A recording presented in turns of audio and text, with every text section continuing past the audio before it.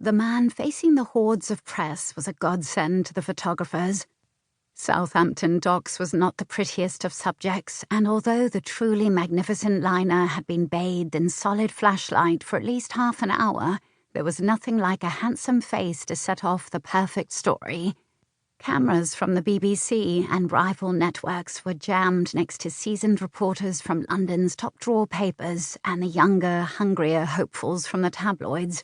The room set aside for the press conference was chaos, the noise level indescribable.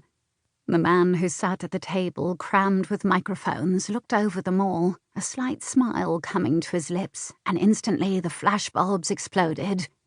Ralph Ornsgood, a tall blonde Swede and Damon's right-hand man, leaned closer.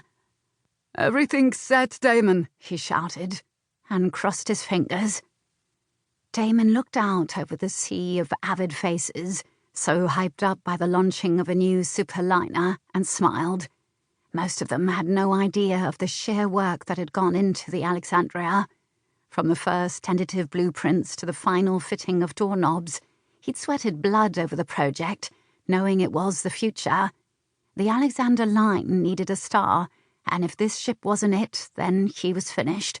The board would have a field day. "Ladies and gentlemen," he said, and in an instant there was silence.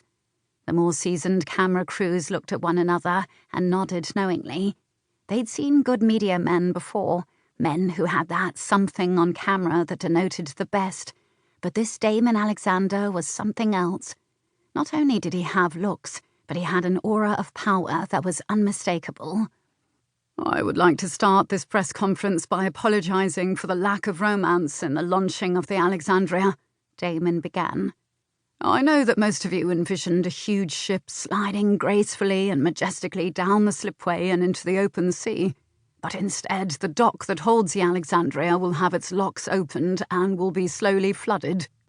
This can take anything up to 15 hours, which isn't nearly as dramatic, I know.